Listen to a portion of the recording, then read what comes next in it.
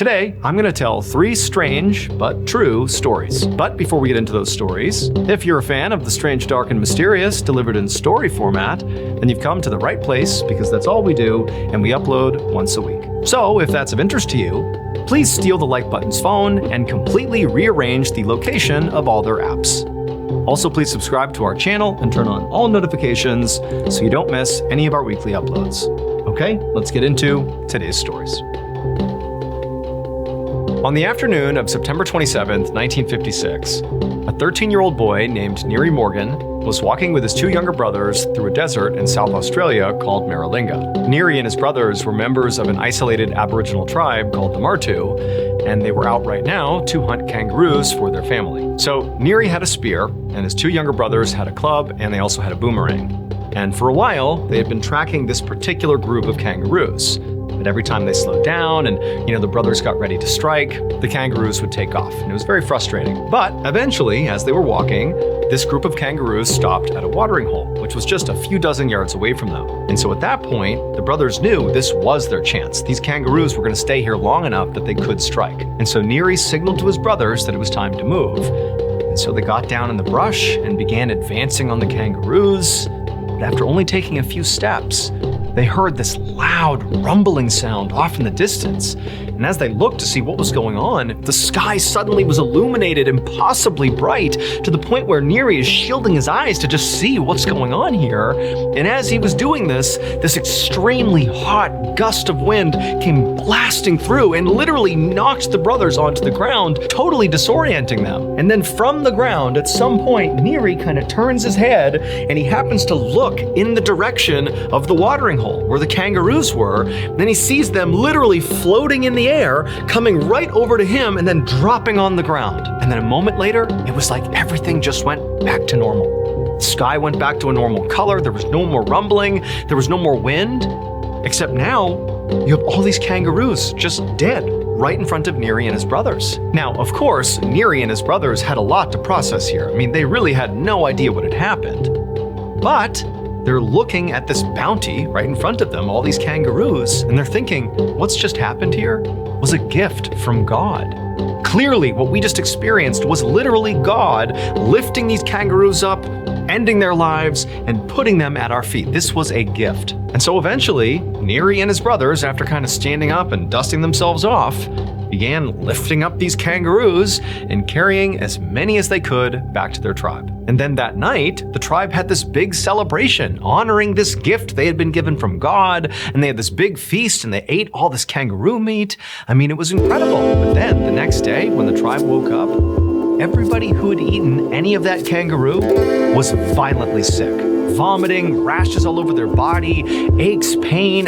People were really sick. And over the next few days, some people did recover, but a lot of others did not. And soon, people from this tribe began dying. And so naturally, Neary and the other members of the tribe did make the connection that very likely whatever was happening here, this sickness, was tied to consuming that kangaroo meat. And then other members of the tribe who didn't necessarily subscribe to the idea that, this had been a gift from God, just said clearly the meat was poisoned. But they didn't know if that was intentional, if somebody had done that, or if it was just kind of a byproduct of something else. But poison, that's what was doing this. But for Neary and his tribe, this whole event remained a mystery until 1967. So 11 years later, Neary was 24 years old. That's when representatives of the British government came out to southern Australia, near where the Martu tribe lived, and began trying to clean up the mess that they had made. It would turn out all those dead kangaroos that got kind of dumped out of the sky right in front of Neary and his brothers were not the result of, God giving them a gift. Instead, the reason that happened was because of a big scientific experiment that was conducted in Maralinga in total secrecy. The British government was testing nuclear bombs. Neary and his brothers had been a few kilometers away from a detonation site. And where they were positioned was basically exactly in the right spot to where they would feel the effects of the explosion. They would hear it, they would see this huge lighting up of the sky, they would feel the shockwave, but they were just far enough away from the detonation site that the shockwave and the blast and all that did not kill them. It knocked them to the ground. It made them totally disoriented and confused, and I'm sure it hurt a great deal, but it didn't kill them. However, those kangaroos they had been stalking were technically closer to the detonation site. They were also smaller and so were more susceptible to an explosion being affected by it.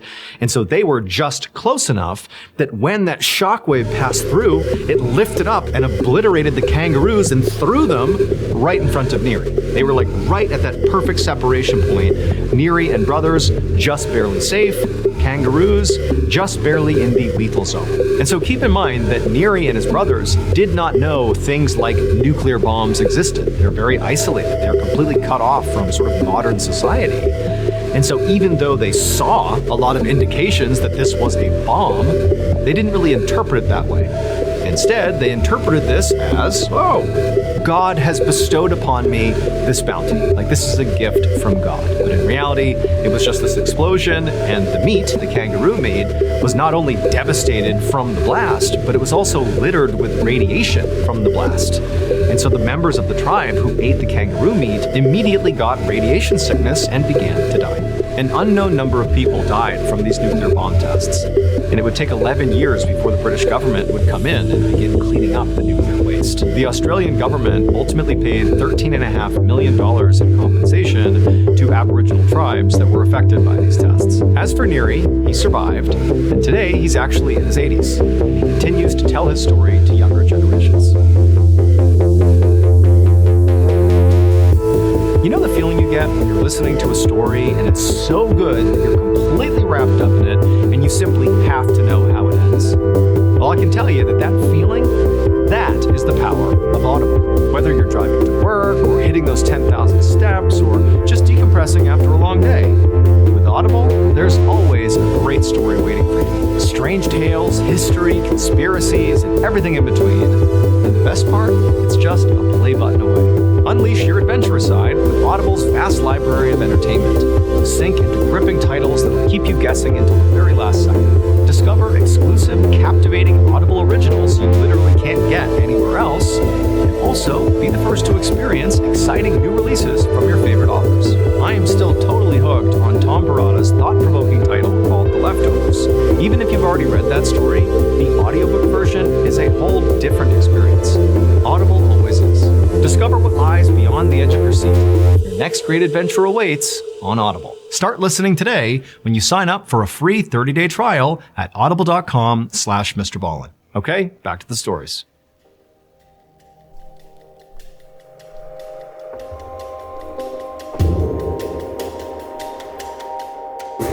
At 4 p.m. on Saturday, October 26, 2019, a 56-year-old woman named Pamela Krymeyer was hanging out in her son's backyard in Knoxville, Iowa. She was there with her son and his wife, who was expecting a child, along with some other relatives. And they were there that day in the backyard to have a gender reveal party. And Pamela could not have been more excited. So during the week, Pamela worked full-time as an assistant at a U.S. Army base nearby. But to her, that was just a job. That was not like her identity. Where Pamela really put all her energy was her family. I mean, she really identified not as somebody who worked at that army base, but rather as a mom and a wife and a grandmother. And she was so excited to find out if her new grandchild was going to be a boy or a girl. And so after a little while, Pamela's son finally signaled to the group that it was time to get started. So Pamela and the other relatives got really excited and they backed up towards the fence on the side of the yard, and Pamela pulled out her phone to film this because she wanted to make sure she saved this moment for future generations. I mean, this was a pivotal moment in her family's history. So all excited, Pamela's filming, and Pamela's son and his pregnant wife walked towards the middle of the yard where there was this device that was set up that was basically going to reveal whether it was a boy or a girl. Blue for boy and pink for girl. There was going to be some dust kind of shot out into the air. And so Pamela's son turns to the crowd and says, "Okay, you guys ready?" Pamela's really excited. She gives a thumbs up and she's filming. And then Pamela's son turns away from the crowd and he kind of leans over this device. He does something to it. And then he and his wife backed up along the fence line with the other relatives. And everybody watched and filmed, waiting to see if this device was going to spit out blue or pink. But before anybody could see any color, there was this deafening, booming sound. And And then for Pamela, everything went black. A split second later, the backyard was absolute chaos as people screamed and called out to call 911. It would turn out the device in the middle of the backyard was going to be used to reveal whether the baby was a boy or a girl was a homemade device. Basically, it was like the cylinder that Pamela and her son and family had made that basically would fire off either pink or blue powder. Except the tube that the powder sat inside of was metal, and then what they were using to basically shoot the powder out was gunpowder. So they basically packed gunpowder into a metal tube, sealed it off, and then attached a fuse to the gunpowder. And so when Pamela's son went and lit the fuse, as he leaned over and lit the fuse and said, "Okay, we're going to see what it spits out," he had lit, effectively, a pipe bomb. And then when the fuse ignited the gunpowder, the metal tubing exploded and sent shards of metal up to 400 feet away. And one particular piece of metal shard went right at Pamela and into her head. When first responders showed up in the backyard, they saw a scene that was absolute chaos. Holes in the fence, holes in the house, metal everywhere. Pamela lying up against the fence on the ground, dead. Amazingly, despite the shrapnel being blasted out all over the neighborhood and in close proximity to other people in the backyard, Pamela was the only fatality. And because it was ultimately ruled an accident, no one faced criminal charges.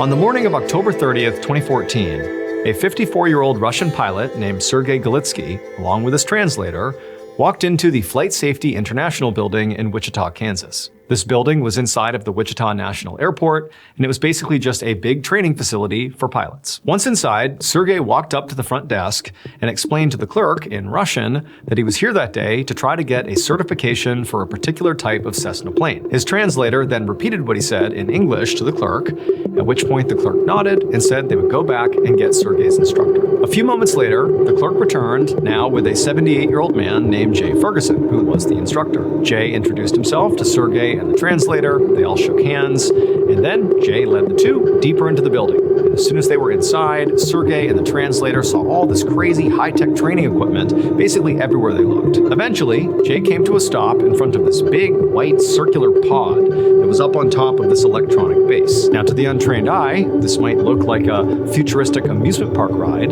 but to Sergei, he knew what this was. This was a flight simulator. So Sergei had been a pilot for over 30 years. He had loads of experience flying. He had flown big commercial aircraft and helicopters, but today he was learning how to fly a sort of mid-tier plane, this little Cessna plane. And before he'd be allowed, even with all this experience, to actually go out and fly this thing, he had to do a couple of simulated flights inside of this simulator to kind of run through the motions, get some experience before actually going out and doing it. And so Jay reached out and opened up the door to this pod and gestured for Sergei and the translator to go inside. And so they did. Sergei went in, and he saw right away that the inside was an exact replica of the inside of a Cessna, like down to every little detail. It looked exactly the same. Even out the windows, it appeared like they actually were situated on a real airport runway. And so Sergei sat down in the pilot's seat, Jay took a seat next to him, and the translator took a seat behind both of them. Once they were situated, Jay and Sergei went through the mandatory pre-flight safety checks, something you would do on any flight. You just make sure the plane is in good working order, that your communications are good. Same thing they would do for a real flight, they're doing for this simulator. And then, once they were done, Jay pressed a button, which turned on the engine of this flight simulator. And it actually felt like it really turned on a real engine, like the pod began to rumble like this was a real plane. Then, once Jay gave Sergei the green light, Sergei released the brakes, at which point it very much appeared like the plane began to roll forward. And as it did, Sergei grabbed the yoke, which is like the steering wheel, and he began to turn the plane, this simulated plane, towards the runway. And it was amazing how lifelike this whole thing felt. The pod actually would move and kind of keep up with all the movements that Sergei was initiating in this simulation. It really felt like they were in an actual plane. And then, once Sergei had positioned the plane on the runway, he hit the gas, and the pod throttled back as the plane rocketed down the runway, and before long they took off and they were up into the sky. Once flying in the sky, Sergei kind of circled around the digital airspace for a while, kind of feeling out the controls, and he quickly found the Cessna was a little bit more sensitive than the other aircrafts he had flown before. So it took some time to kind of get his bearings, and then once he was feeling pretty comfortable, and he relayed as much to Jay, Jay began relaying directions and feedback to Sergei through the translator, just basically testing Sergei's ability to fly this craft, because at the end of the day, this was a test. Sergei needed to prove he could do this in order to get his certification. After a little while, Sergei felt like he was doing a really good job and he had good control of the craft, and Jay as well felt like this had gone really well, and Sergei had effectively passed his test, and so a decision was made to go ahead and land this plane back on the runway. So Sergei circled around and he angled the plane right alongside the runway, and he came down and he was taking his time and everything was going exactly right, and then right as the wheels of this plane touched the runway, the instant that happened, there was this loud crashing sound, and then everything went black. At the same time this was happening, folks standing outside of the Flight Safety International building, they heard this loud crashing sound, and they looked in the direction, which is toward the Flight Safety building, and they saw there was this massive fire and black cloud of smoke coming up from the backside of the building. And so they called 911. And when first responders arrived on scene, they discovered evidence of a plane crash. It would turn out there was another pilot named Mark Goldstein who was flying that day out of Wichita National Airport. Except Mark was flying an actual plane. He was the only passenger inside of a 6-seat passenger plane. And pretty much as soon as he took off, he lost control and he crashed through the walls of the Flight Safety International building. Specifically, he struck the flight simulator where Jay, Sergei, and his translator were busy trying to land their digital flight. The plane crash, along with subsequent fiery explosion, claimed the lives of Mark, Jay, Sergei, and his translator.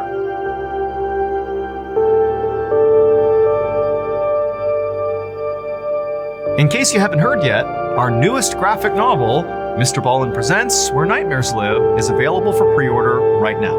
It contains another 9 heart-stopping, strange, dark, and mysterious stories, all based on real events. This was a passion project. It took a lot of time, a lot of people involved, from the artwork to the storytelling. I mean, this is a beautiful piece to add to your collection, so you got to check it out. The book comes out on September 30th, but again, you can pre-order your copy at book.ballinstudios.com, or you can click the link in the description below. There are a limited number of hand-signed copies available, but those are going to sell out very quickly. So please pre-order today, because remember, your nightmares are waiting. Thank you so much for watching. Let me know what you thought of today's episode in the comments. And remember, we have hundreds of videos for you to binge right now. But if you're looking for a recommendation from me of that one video that's worth your time, well, it's this one right here. So give it a watch. All right, until next time, see ya. Today, we have a very special bonus video for you guys. It's a collection of 5 fan favorites that are all just straight nightmare fuel. Now, even if you've heard or seen one or all of these stories before, keep in mind they've all been completely re-edited for today's episode, so it should feel like a brand new viewing experience. But before we get into today's 5 stories, if you're a fan of the strange, dark, and mysterious delivered in story format, then you've come to the right place, because that's all we do, and we upload once a week. So if that's of interest to you, please offer to do the like button's laundry. But when you do a load of their colored clothes, go ahead and just fill it up with a whole bunch of bleach. Also, please subscribe to our channel and turn on all notifications so you don't miss any of our weekly uploads. Okay, let's get into today's 5 stories. In 2014, the United States Navy decided it was time to decommission one of their old frigate ships, and so they sent it to a dock to be broken down for scrap. In order for workers to actually be able to access the underside of the ship and actually begin to break it down, they would need to dry dock the ship, which meant the ship would basically drive into this special locking corral where the doors would shut behind it, the water would drain out from underneath, and the ship would be left resting on these huge wooden blocks that elevated it off the ground, and with no water in there, workers were able to get underneath the hull and could access every part of the ship without obstruction. It's important to note for this story that when a ship is in dry dock, there is only one way on or off. It's this ramp called the gangway that leads from the dock onto the deck of the ship. Besides that, there is nowhere else for you to get on this ship. And if for some reason you really wanted to get on and couldn't use the gangway, you could in theory try to run and leap from the dock to the ship. There's a pretty significant gap there all the way around, but you could try the jump. But But if you weren't successful at grabbing onto the ship, you would fall multiple stories, probably to your death, because there's no water in the dry dock. So this old frigate ship that was being decommissioned was officially dry docked in July of 2014. The first group of people that went on board the ship to begin dismantling it were military personnel. They were in charge of removing all of the sensitive equipment before civilians were allowed to go on board. The military personnel begin to wrap up, and it's getting late in the day, and they tell the foreman, who's in charge of all of the civilian workers that are going to be going on and finishing this decommissioning of the ship. They go to the foreman and they say, hey, we're done, we're wrapped up for the night, your workers are good to go, they can get on here tomorrow. The foreman would send a message to his boss that night, letting him know that they were on track to start work the next day. The boss would respond and say, hey, can you go on there tonight and take pictures of all the different workstations so we know how many people that we need to place in different segments of this big ship. So the foreman walks onto the ship and proceeds to take hundreds of pictures all over the inside of the ship. Now, the ship itself was pitch black inside. There was no electricity, and it was nighttime. So he had a flashlight the whole time. But whenever he took a picture, he would turn his flashlight off and then use the flash on his camera before going back to his actual flashlight. So all night he's going room to room taking all these pictures, and at some point he realizes he's photographed everything he needs to. So he leaves, he goes back to his office, he uploads the pictures, and he sends them to his boss. His boss wrote back almost immediately and just said, who's the guy with the axe? Now, the foreman has no idea what he's talking about. He was just in the ship by himself for a couple of hours and didn't see anyone. So he reads the email again to make sure he read it correctly, and he sees that his boss has actually attached the picture he is referring to. Here is this guy clearly clutching an axe in a hallway that he was just in. And even creepier is the foreman is looking at where this picture was taken, and it was relatively early on in his photo shoot. And he had walked past the exact area where this guy is poking his head out of, which means the whole time he was down there, this guy with an axe was there with him. They review the security footage of a camera that was aimed directly at the ramp, the one entrance in and out of the ship. And from the time the foreman left, no one else left. So they don't know how he got on or how he got off without being detected, but somehow he did.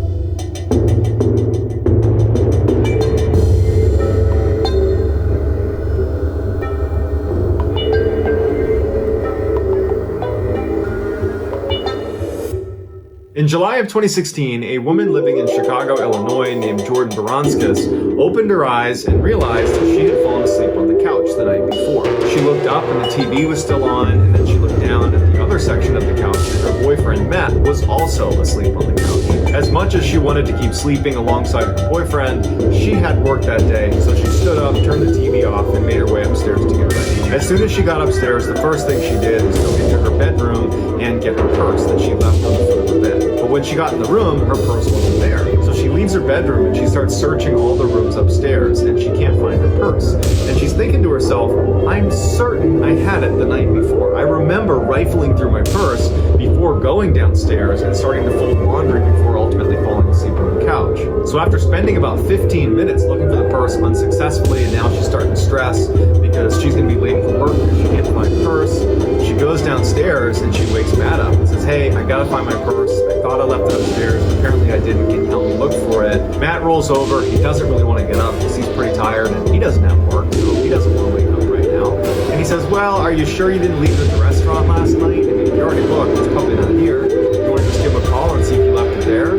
Jordan was immediately really annoyed by his reaction. She just wanted him to stand up and help her look for the purse because she had work and he could just go back to sleep. And so it started this argument between the two of them where Matt just wanted her to call the restaurant because he was convinced she had it there. And Jordan was like, no, I know I had my purse. I'm positive I had it last night before I fell asleep on the couch with you. So their argument begins to escalate a little bit. And that's when Jordan remembers that they had recently installed a Nest camera downstairs to monitor their dogs whenever they were gone. And she thought, we can just look at the footage on the Nest camera. We can see me walking into the apartment and I will either have or not have my purse in my hand. And so Jordan opens up her app and she calls Matt over, and they go back to the night before, right before they left the restaurant. She's got her purse in hand, they leave the front door, and then several hours go by and they come back in, and very clearly Jordan has her purse in her hand. And Jordan turns to Matt and says, told you so. And Matt's like, okay, fine, let me help you look. And as they're about to put the app down, she realizes on the Nest camera timeline that motion was detected at 3 3:30 in the morning when they were both clearly asleep on the couch. And so she calls Matt back over and says, "Here, look, there's motion detected at 3:30 in the morning." And they hit play. After the couple had fallen asleep on the couch and the TV on, a hooded figure emerges from their upstairs hallway and stands at the top of the stairs and just watches them sleep. Before he left, he stole her purse along with a couple of other things from their apartment. And somehow, this guy has never been caught, and he's been given the nickname Creeper Ghost.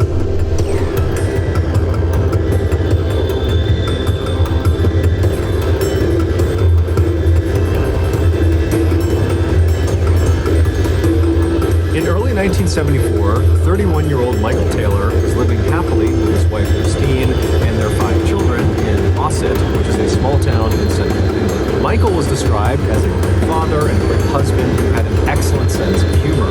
In fact, neighbors, whenever they would walk past the Taylor household, would say you could often hear the sound of Michael laughing or the sound of him telling jokes to his family. But in April of that year, everything changed for the Taylor family. Michael had been doing some home repairs when he fell off of a ladder and he hurt his back. The injury itself was fairly minor, but it resulted in chronic pain. And this chronic pain quickly changed how Michael behaved. Michael went from being this cheerful, funny, happy guy to being sad and depressed. And he was so irritable that his family could barely be around him because he would lash out at them. Now, the Taylor family was not a religious family. However, most families who lived in Ossett at that time were. And so when one of Michael's friends found out about how poorly Michael was doing, they approached Michael and said, you really ought to turn to religion for help and for guidance in this difficult time. And they also told him specifically that he really ought to check out this one particular Christian group. It was called the Christian Fellowship Group,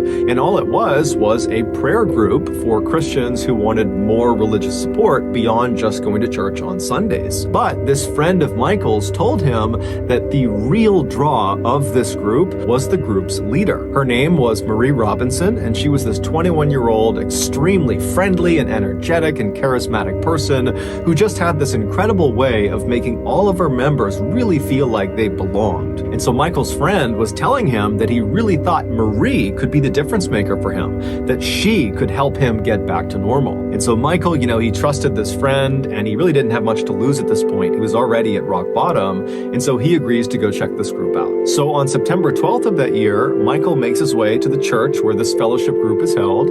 He goes inside and he makes his way to one of the back rooms in the church. And when he goes inside, he sees there's a ring of people sitting in a circle, about 20 people. And as soon as they see Michael coming in the room, they all stand up and they open their arms up and they say, "Come on, come sit down with us. Welcome to the group." And then the woman who had to be Marie, she stands up and she looks at Michael, huge smile on her face, and she encourages him to come over and sit right next to me. "Welcome, we'd love to have you join our group." And so Michael, for the first time in ages, is smiling as he strides across the room and sits down right next to Marie. And then as Marie began to lead the group in prayer, Michael did not feel his chronic pain. He just felt happy again. But when the meeting was over and Michael went back home again, the pain and depression came flooding back. It was like the only place he could be happy was inside of the church at this fellowship group.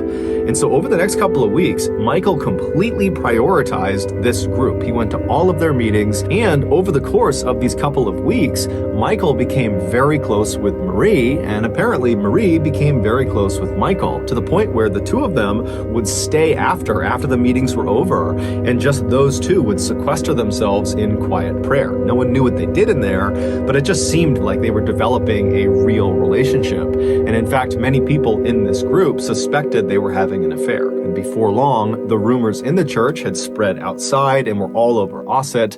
And then before long, Christine, Michael's wife, was hearing from a friend or a neighbor that apparently Michael was having an affair with Marie. Now, Christine had already suspected her husband was having an affair with Marie because Marie was the only thing Michael talked about when he got home. So on October 1st of that year, only a couple of weeks after Michael had first attended this group, Christine waited until Michael had left the house to head out to one of the group meetings. And then Christine hopped in her car and she followed him to the church. And when she got there, she parked her car, she took a deep breath, and then she got out. She made her way to the front doors of the church and she stormed inside. And she found the room where these meetings were held. She barges in and she points at her husband and she says, "I know you're having an affair with Marie, and you're going to admit it in front of this whole group." And Michael, who's sitting with his back to his wife in one of the chairs, he stands up, and instead of addressing his wife, who's accused him of infidelity, he turns and looks at Marie on the other side of the room. And when Marie made eye contact with Michael, she screamed. She would later say Michael did not look human. He looked like a beast, and he had wild eyes. And so as Michael is standing there staring at Marie with this very aggressive face, he began breaking out in tongues. Speaking in tongues is where the speaker will be saying or uttering words or sounds that sound like language,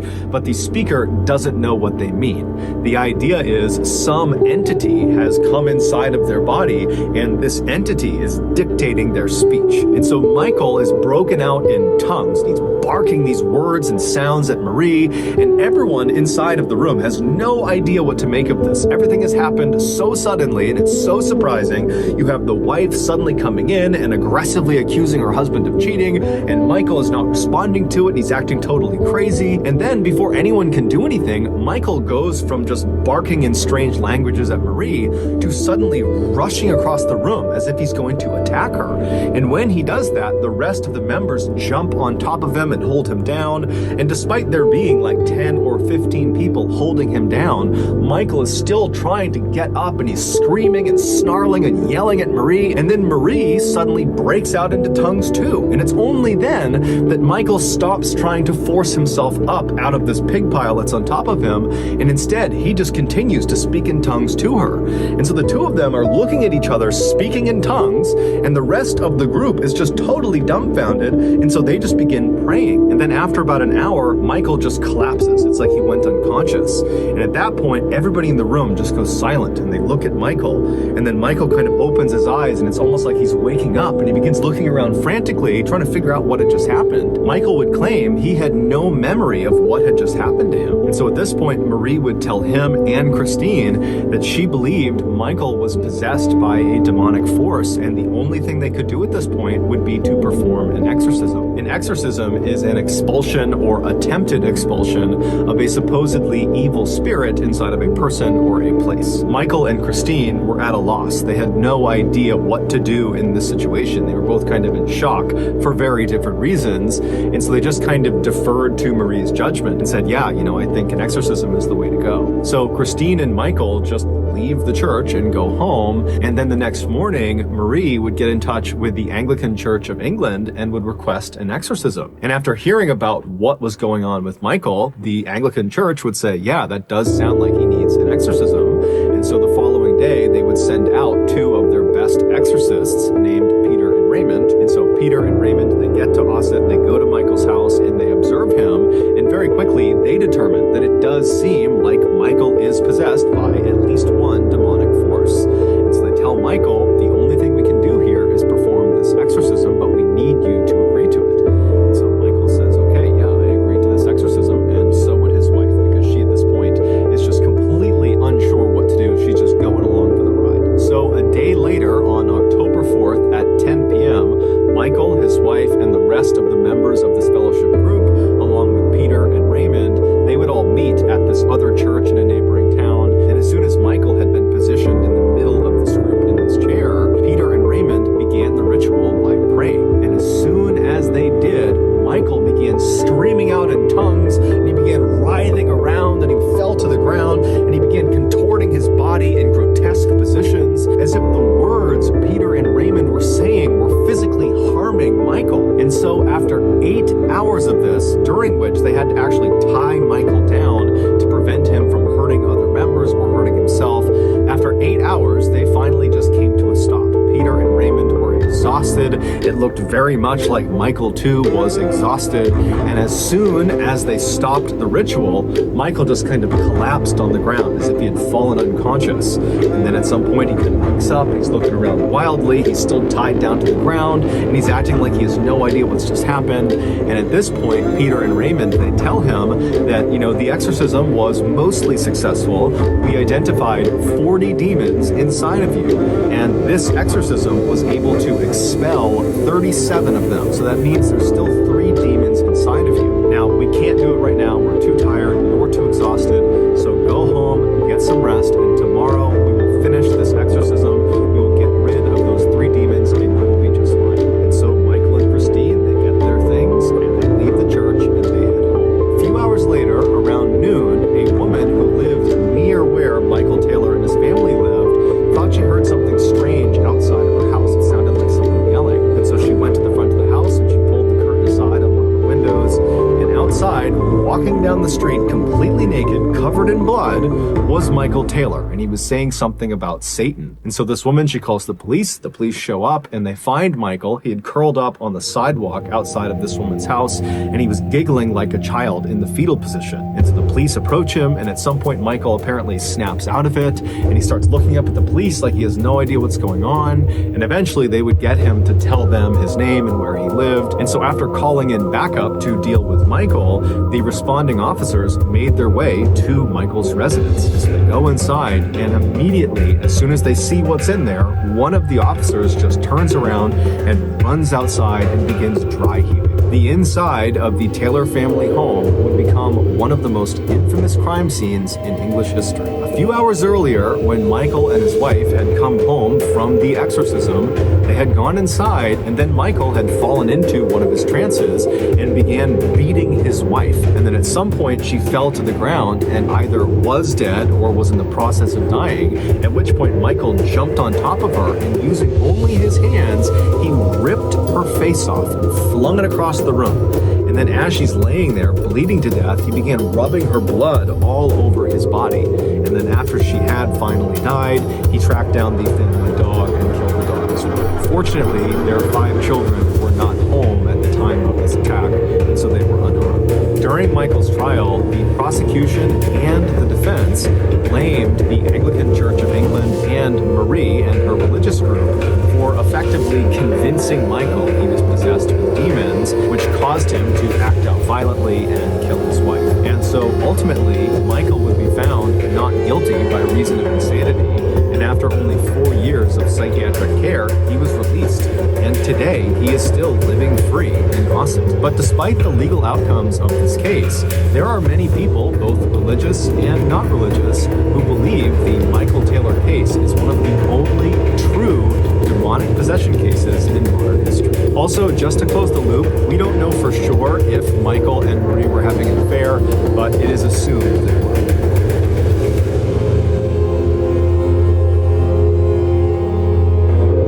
It begins here. From the director of It comes It, Welcome to Derry, the chilling new HBO original series exploring one of horror's biggest terrors, Pennywise the Clown. Set in 1960s Derry, Maine, the new HBO original series premieres Sunday, October 26th on HBO Max. Also, you can listen to the official It, Welcome to Derry podcast wherever you get your podcasts.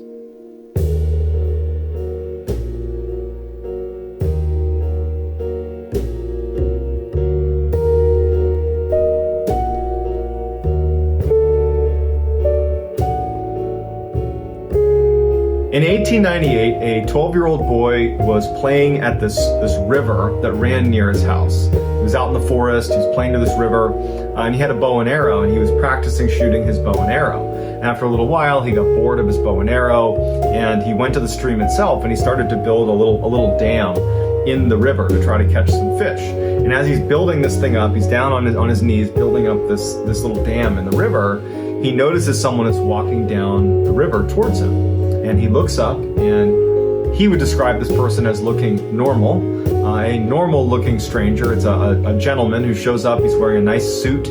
He walks over to Wofford, and he apparently just came out of the woods. And he says, "Hey, what are you doing?" And the boy, he's like, "Oh, I'm making this fish trap." And he's like, man, that looks like a lot of work. Like, you should take a break. And the boy's like, yeah, I guess I could take a break.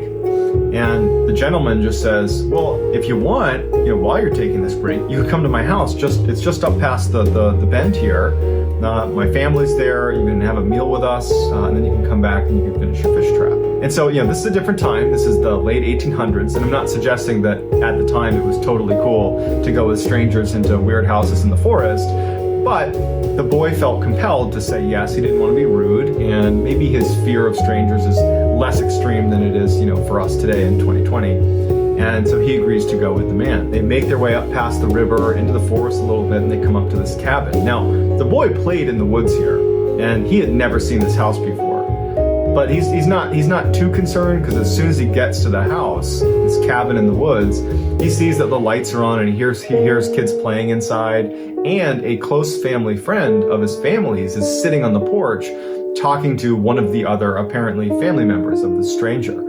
And so the boy's put at ease, and he says hi to the family friend, and the family friend, waves back. The boy goes inside, and he sees that this family has a couple of kids, roughly his age. They're playing, goofing around. They have dinner, and this wonderful meal, and the boy, Wofford, is like, man, this is so great. And after the meal, he lays down and falls asleep. He kind of loses track of time. The boy falls asleep at this cabin. And so he wakes up early the next morning, and he feels horrible because he didn't mean to fall asleep, and he didn't tell anyone from his family where he was going. And he's thinking, man, they're going to be so worried about me. And so as he's getting up to leave, the stranger is already awake, the one that had met him down by the river and called him up to the house. And the boy says, hey, can you walk me down back to the river? And the stranger's like, I can take you part of the way down, sure. So the two of them, they're having small talk, and the boy's thanking the man for his generosity. And so as they're walking, they're passing by an orchard on one side and a cornfield on the other. And it's this beautiful morning, the sun's just coming up, and the boy remembers thinking how beautiful the setting was. But he also was thinking, like, I don't even know where I am right now. I'm assuming he's walking me back to where I live, but this doesn't look familiar at all. And the stranger stops. They get to almost a junction right at the end of the orchard and of the cornfield. And the stranger tells the boy, Wofford, he says, hey, just go straight. You're going to turn down this way, turn back, and you'll be at the river again where we met. And the boy thanks the stranger, and the stranger turns and starts walking back towards his cabin and says, hey, good luck, see ya. And the boy starts following the man's directions. And Wofford, as he's walking, following the stranger's directions, he's suddenly curious and turns around to look back at this strange person who had brought him up to the house and then now brought him back. And he's stunned because suddenly the orchard and the cornfield are not there. There is no orchard or cornfield. It's just deep, dark forest. And he's like, what's going on? He turns back, and there's a search party, or it looks like a search party, running up to him. Part of the search party is the family friend that he had seen at the house. And the boy's like looking at these people running towards him, like they're running to him. And he recognizes the family friend, and you can tell they're like urgently looking for him. And he felt bad because he knows he slept over through the night. So he's like, hey, I'm here. And they're like, where have you been? And the boy turns to the family friend and he's like, didn't you tell them I was with you? And the family friend is like, what are you talking about? And he's like, yeah, the house with the family, we ate dinner together last night. And the guy, the family friend, is like, I've been looking for you for the past several days. I've been with your family looking for you. You've been gone for 3 days. And the boy is like, what? And as he's describing the kind of general vicinity of where this cabin was, kind of pointing back up towards where it was and describing it from where the river was, the family says to him that since you've been missing, we've heard rhythmic drumming non-stop coming from the section of the forest that you just described. You can never pinpoint where it was coming from. And now that you just showed up, the drumming has stopped. And so the kid's terrified, but there's no answers. Pretty creepy.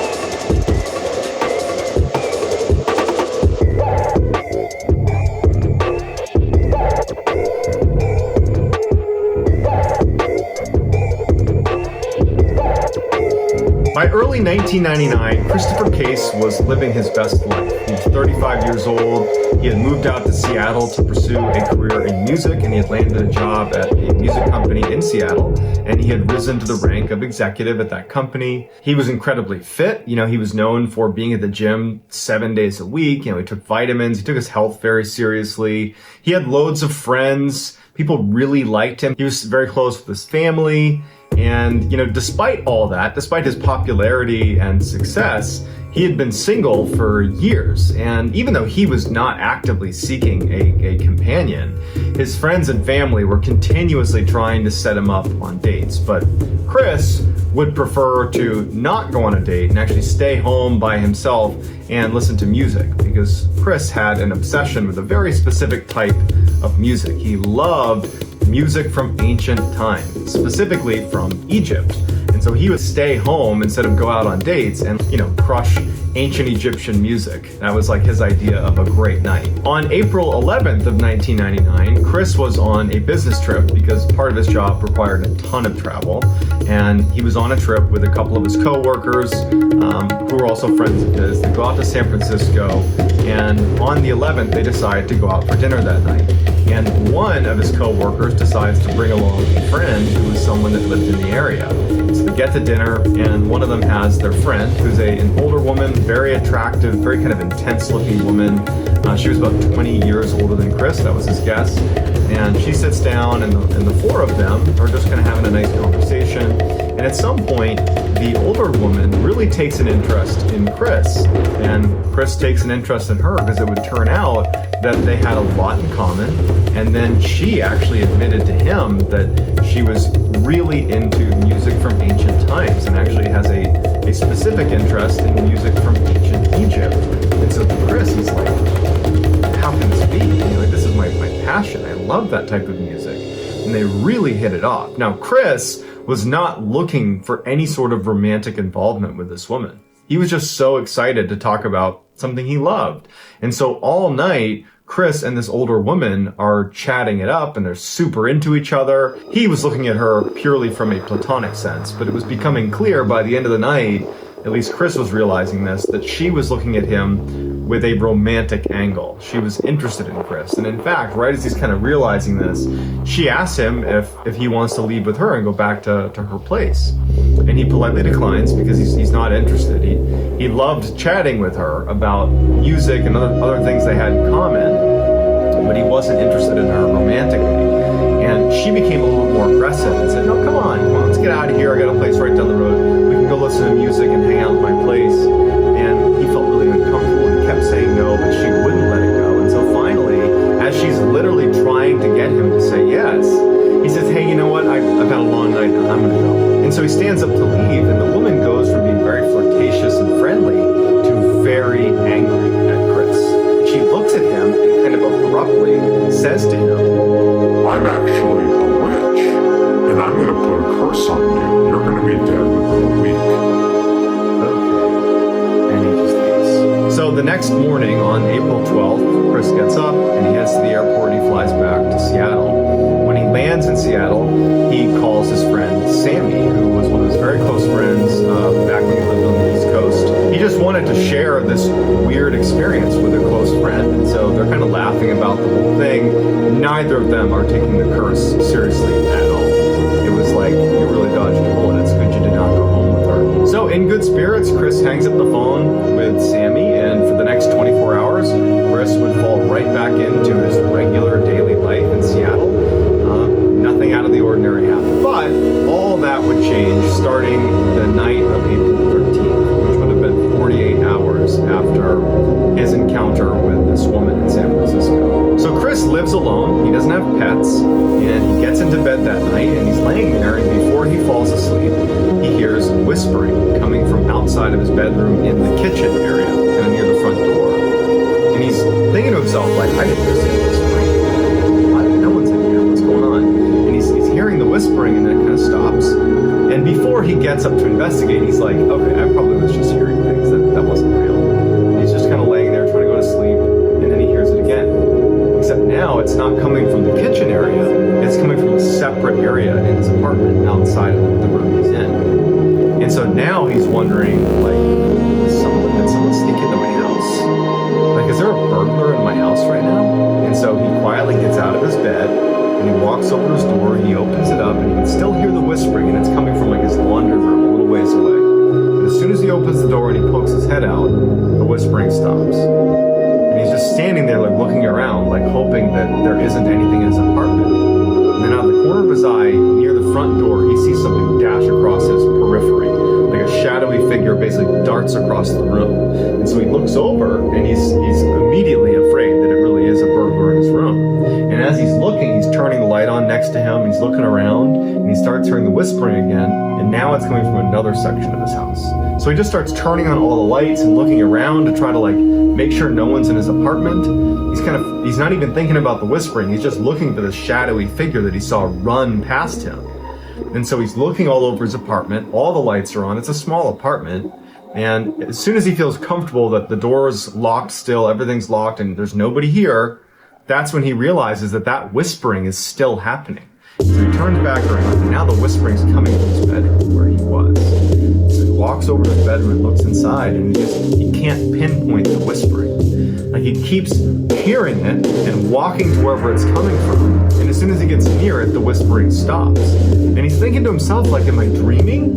Is this a dream? Am I losing my mind? Did somebody slip me something, like, last night? Like, what's wrong with me? So he has this horrible night where he's up all night chasing down whispers in his apartment that keep vanishing, and then seeing shadowy figures running around and lurking in corners, but he can't ever see them when he looks at them. And so the next morning on April 14th, when the sun comes up, he hasn't slept. The first phone call he makes is to Sammy, his friend. And he's totally panicked. And we know about this phone call because Sammy would tell police about all her interactions with Chris over the course of this week. She would say that he was totally panicked. And she even thought, as she's taking this phone call, that it's just so weird, that Chris is scared of noises in his apartment and, like, figures moving around in his apartment, because it's so unlike Chris. He's definitely a skeptic. He's just like he's a no BS kind of guy. So the idea that he would suddenly be terrified of something paranormal running around his apartment just seems so unlike him. But as she's listening to him, he was so scared about what was in his apartment. He knew it wasn't a person because he looked everywhere. There was no people. That's the only reason he didn't call the police, is because he didn't want to tell the police that some shadow figure that's whispering in my apartment is harassing me. Like, what are the police gonna do? So Sammy hangs up the phone with Chris after trying to reassure him and just hopes that whatever that was doesn't happen again.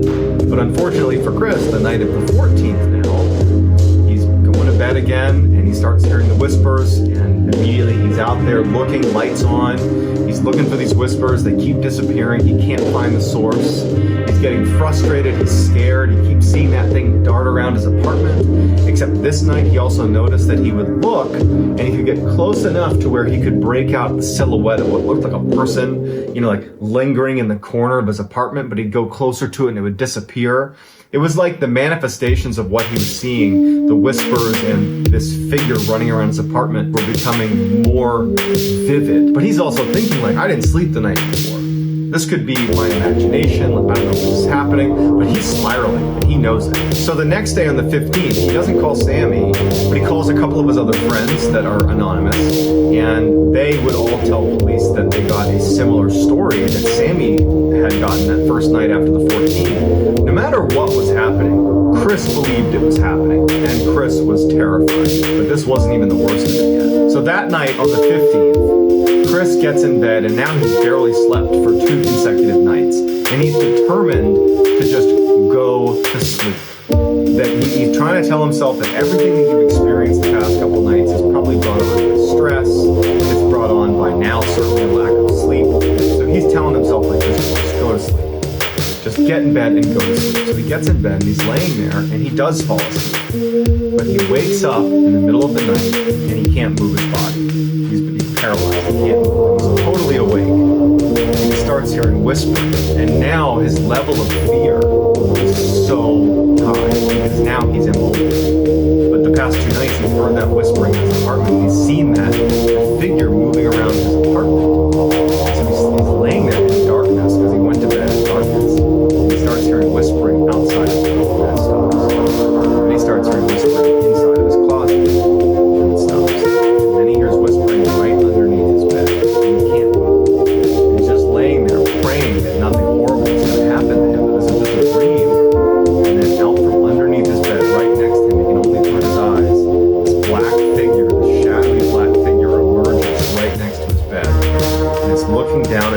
can't make out any facial expressions, but he can clearly define, a figure is hovering over him. Reaches down and puts its hands around his neck and begins to throttle him. Chris is gagging, he can't breathe, he can't move, and at some point the thing begins to lift him off of his bed by his neck and then throws him back down, and the figure vanishes. Chris still couldn't move. He's choking to breathe, but he can't move, and he's just waiting for this thing to come back. And he knows that more than likely, whatever this is going to kill him this time. So he's laying there just thinking, oh my god, I'm about to die. The thing doesn't come back, and Chris can't move. And at some point, Chris, probably out of just pure, adrenaline crash or something, he falls asleep. And so when Chris wakes up and he can move again, he notices there's blood inside of his bed on his sheets. And then he looks at his hands, and at the tips of all 10 fingers are these incisions, like someone had intentionally cut open the top of every finger. Something he certainly didn't do.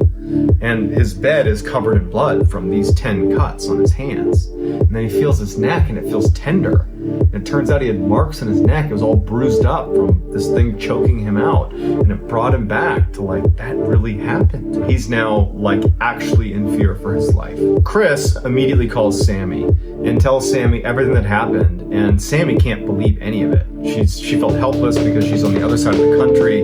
She can't help him. And Chris is just petrified. And he's he can barely speak, he's unable to articulate what's happening. He's describing these cuts on his hand and his neck, but there's no one in his apartment. And Sammy's trying to get him to call the police, but Chris is I can't call the police. What am I gonna tell him? That a shadowy figure is coming in my apartment and just choking me? They're gonna think I'm crazy. Chris decides he's gonna approach this head on. Maybe that woman in San Francisco did put some curse on me. I need to at least research it. And so there was a religious bookstore right near his house that he figured might have some things on demonic possession and demons, the occult. And he goes in there and he kind of awkwardly approaches the store owner and is I'm looking for, books about demons and witchcraft and how to protect yourself against that. And the guy points him towards a section of the store. And so Chris goes over there, he scoops up a whole bunch of books. He also buys a whole bundle of crucifixes.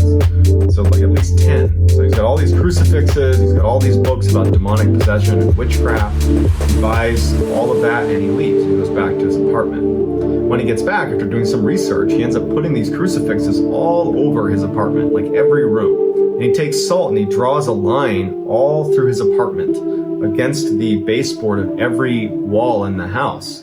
And at every corner of the house, he'd pile up little piles of salt. He was going to do all the things that people say to do if you're dealing with demons or ghosts or anything through witchcraft. He was kind of grasping at straws a little bit. So he went out and did everything he thought he could possibly do to protect himself. That night, which was April 16th, we don't know what happened to Chris. But something scared him so badly, in the middle of the night, in full panic, he runs out of his apartment and he checks into a hotel and does not stay at his apartment. The next morning, April 17th, when Sammy called Chris to check on him, now remember, this is 1999, there was just landline phones. She calls his landline at his apartment to check on him. There's no answer because he's not there, he's at the hotel. And Sammy, who's been speaking to Chris, and other friends that have been speaking to Chris, and everyone's concerned about his mental health and what's going on with him, when she doesn't get Chris to pick up his phone, she calls the police. And she says, hey, I'm concerned about my friend. Can you do a welfare check on this guy? And they go over to his apartment and it's locked. And they kind of look in the windows and everything just seems kind of quiet. And so they leave and they tell Sammy, hey, look, it's locked. We can't really do anything. Let us know if you don't hear from him in the next couple of days. And so that was it. And so Sammy's super concerned. And so she goes to work on the 17th. And then when she gets back, she has a voicemail from Chris, who had called her at some point during the day while she was out. And on the voicemail, Chris tells her in a voice that was different than the past few days. The past few days he was scared. He was really scared. This time, he is defeated.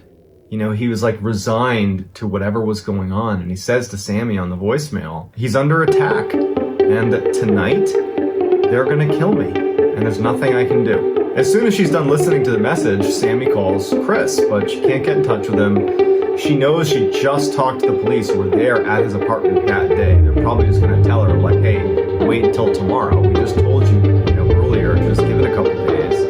And so she just decides that she's going to go to bed and she's going to try calling him again on April 18th. On the morning of April 18th, Chris didn't show up for work. And word got back to Sammy, who was already going to reach out to Chris that morning anyways. But the friends and family are talking about what's going on with Chris. And so word got back to her that Chris had missed work. And so she calls Chris, he's not picking up his landline. And now she calls the police back and says, hey, we were there yesterday. I know it was locked, but he hasn't shown up for work today. Everybody's concerned about him. Can you please go over and check? And so the police go back over to Chris's apartment, and this time the front doors are locked. They go inside and they're met with this very strange scene. You have all these crucifixes that are on the wall. You have the salt that lines every room in the house. There are all these candles that have burned down to the wick. There are little scraps of paper all over the apartment that were handwritten, little messages that Chris was leaving all over the house, warding off spirits and demons. I mean, it just looked like out of a Hollywood set or some demonic movie or something. And they search the house, and there's no sign of Chris. They're yelling for him. There's no sign of him. And they make their way into the bathroom where they discover Chris's body. Chris was in his bathtub.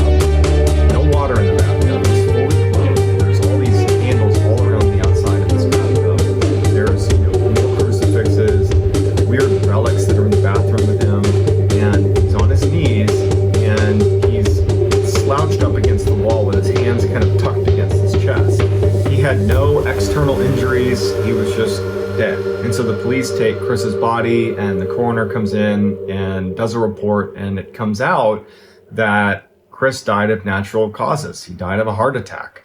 And so when friends and family saw that that was his cause of death, they didn't buy it. They're like, I don't know how to describe what happened to him. But over the past 7 days, Chris went from this happy, healthy, successful guy to a complete raving paranoid lunatic.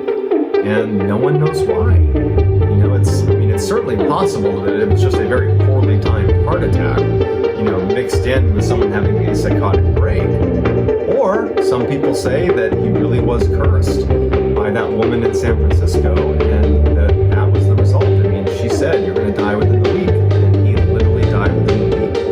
And he described regularly over the phone with his friends and family as this was happening, these horrible experiences at night, these shadow beings in his room and attacking him. I mean, it's just this crazy story that to this day leaves friends, family, and investigators baffled.